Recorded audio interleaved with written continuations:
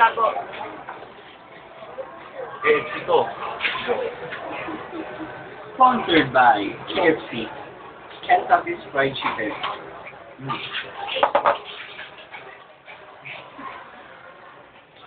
Si Jomar po yan. Nakikita mo ba? Nakadalawang rice na siya.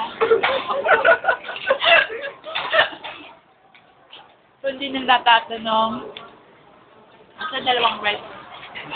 Si Jin po, nahihiya pa. Pero mamaya bubuklatin na niya yung nag-iisa at namumukod dami extra rice.